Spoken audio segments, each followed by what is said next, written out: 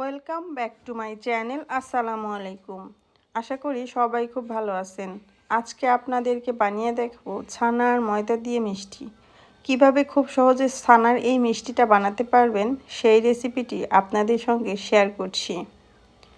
প্রথমে এখানে আমি একটা প্যান নিয়ে নিলাম। প্যানের ভিতরে দিয়ে দিচ্ছি 1 কাপ পরিমাণে চিনি।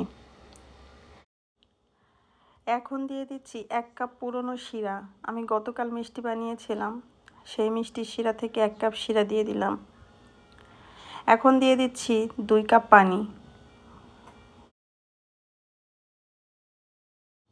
দিয়ে দিচ্ছি 3টা এলাচ।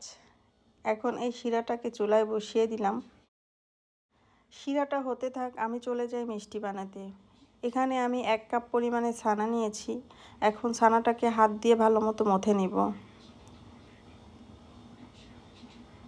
ছানাটাকে আমি 4-5 মিনিটের মতো প্রথমে মথে নিব। 4-5 মিনিটের মতো ছানাটাকে মথে নিলাম।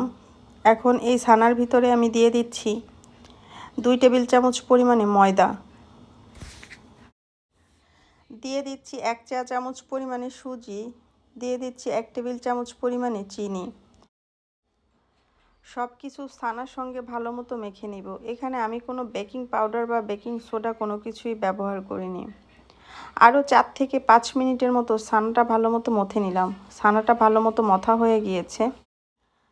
ছানাটা কিন্তু শক্ত না, ছানাটা অনেক নরম। দেখেই বুঝতে পারছেন কেমন করে আমি ছানাটা মথে নিয়েছি। আমি 2 হাতে তেল মেখে নিলাম।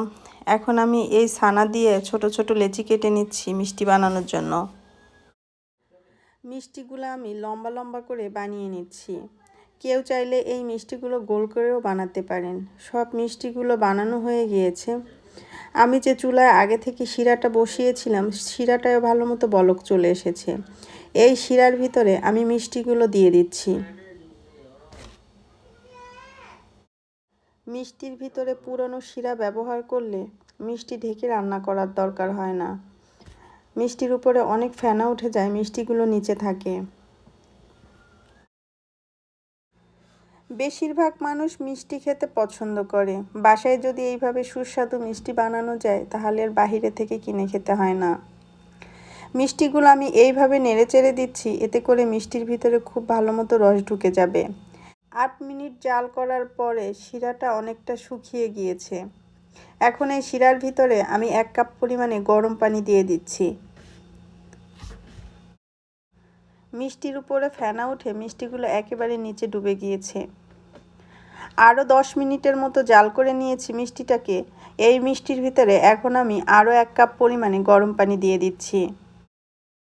এই মিষ্টিটাকে আরও 10 মিনিট জাল করে নিলাম। জাল করতে করতে শিরাটা অনেক শুকিয়ে গিয়েছে। এর ভিতরে এখন আমি আরও হাফ কাপ পরিমাণে পানি দিয়ে দিচ্ছি। মিষ্টিটাকে আমি 30 মিনিটের মতো জাল করে নিয়েছি। ফেনার কারণে মিষ্টিটা দেখা যাচ্ছে না, মিষ্টিটা নিচে ডুবে আছে। মিষ্টিটা ফুলে ডাবলেরও বেশি হয়ে গিয়েছে। মিষ্টিটা সম্পূর্ণ হয়ে গিয়েছে। এই অবস্থায় এই মিষ্টিটাকে আমি চুলা থেকে নামিয়ে নিলাম। মিষ্টির ভিতরে ফ্রিজের ঠান্ডা পানি 1 কাপ দিয়ে দিলাম। এতে করে মিষ্টিটা ওভারকুক হবে না, মিষ্টিটা অনেক সফট থাকবে। এই মিষ্টিটাকে আমি সারা রাতের জন্য ঢাকনা দিয়ে ঢেকে রেখে দিব। মিষ্টিটা 9 ঘন্টা রসের ভিতরে ভিজানো ছিল।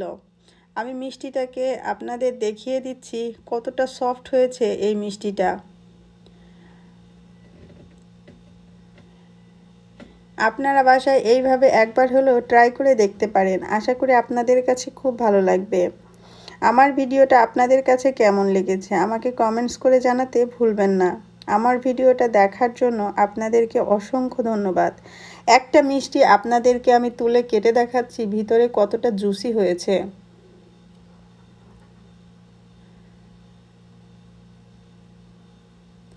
দেখেই বুঝতে পারছেন কতটা ভালো হয়েছে এই মিষ্টিটা।